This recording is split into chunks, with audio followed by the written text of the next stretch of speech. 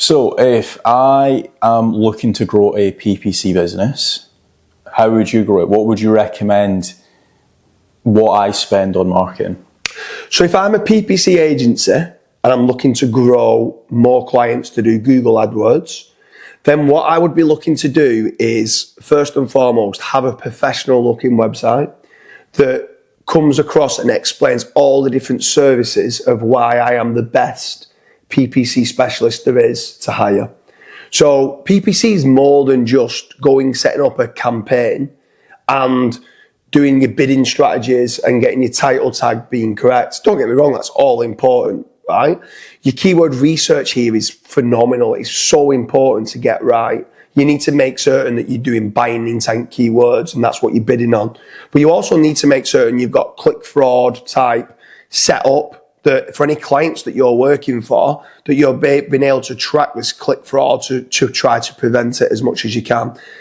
A lot of people are scared of doing PPC because it's expensive to run. So you want to try and make certain you're minimizing what their kind of pitfalls could be as a customer on the website. The next part is I'd also want to make certain that on the website, when I'm building it out and maybe SEOing this website, is that I'm an expert in conversion rate optimization. Conversion rate optimization and PPC go hand in hand. You can have the best ads in the world, but if you send it through to a page that isn't built for conversion, it's going to affect your cost per lead that you're getting through from PPC.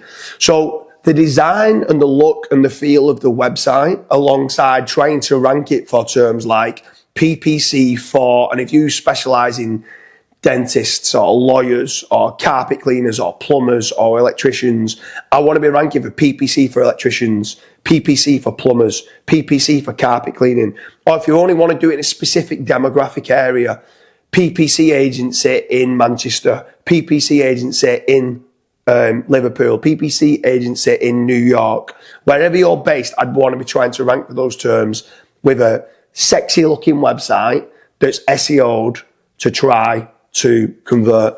But if you are a PPC agency, another big part would be I'd want to be showing up high for PPC as well. So I want to be, someone types in PPC specialist, I kind of want to try, as long as I've got the budgets and I know my lifetime value of a customer and I can afford it, I'd want to be trying to rank to be doing PPC for PPC agency, PPC specialist, best PPC expert and stuff like that. If they are too expensive, then do the long tails, like best PPC expert for dental practices, best PPC expert in Manchester, and going after the long tails, which normally means that it's cheaper cost per clicks, and then normally means that obviously you can convert. If your landing page starts saying, we are a Manchester-based PPC agency, and someone starts in PPC agency in Manchester, the quality kind of scores of what you're getting will be lined up very well. So I'll be doing those two. But what's your thoughts on social media, organic social media or paid social media? Because obviously it's like you could do a lot of blog posts and be sharing it of how to be a PPC expert yourself, where give a bit of the game away and share it on social media. But a lot of business owners don't have the time to actually learn and do it.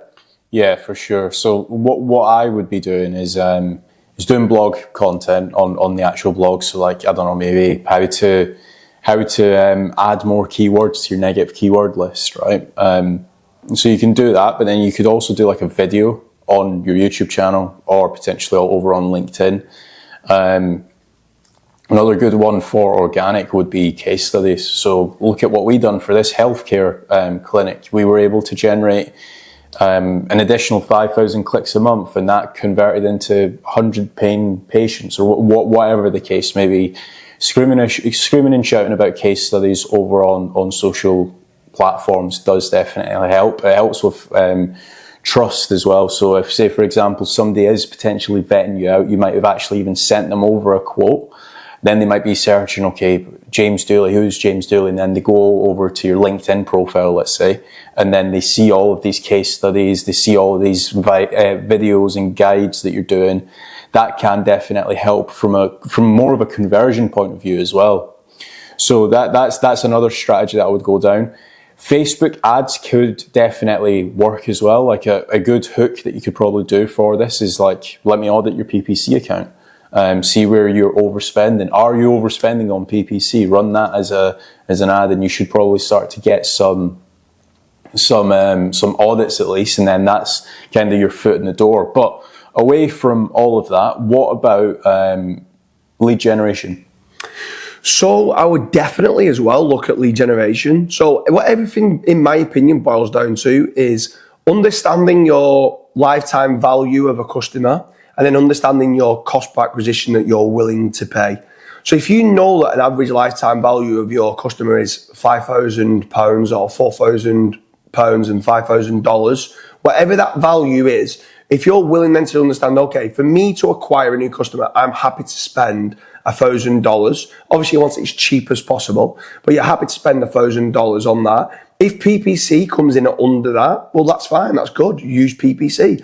If SEO, now SEO is a little bit of a different one because it's more of a long-term strategy. So that would be, I wouldn't look on from that point of view. But with regards to lead generation companies, if places like Clutch or Bark are generating you leads and it's £50 a lead and your conversion rate is 10%, well, that's now £500 cost per acquisition, and you're saying you're happy to spend £1,000 cost per acquisition, then spend money with Clutch and spend money with Bark. Now, over at fatrank.com, we actually have something that's a little bit different where we do a no-win, no-fee lead generation model for PPC companies. Now, the only issue with it is that you need to apply and join the wait list, and then we need to see whether you are good enough to take the leads. And what I mean by that is some people get the backup and make, well, what do you mean am I good enough as a PPC company to take the leads?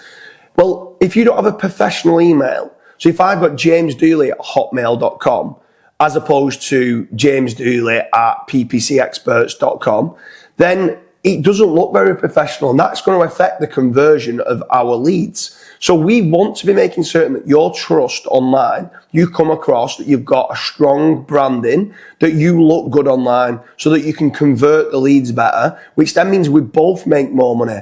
We only get paid if you convert. So we've got to make certain not only are our leads good enough, but you're good enough at converting those jobs. So if you are a PPC agency looking to grow, head on over to fatrank.com, fill in the details, and then let's see whether you do qualify. If you do, then great. If you don't, instead of sulking, listen to why you didn't qualify.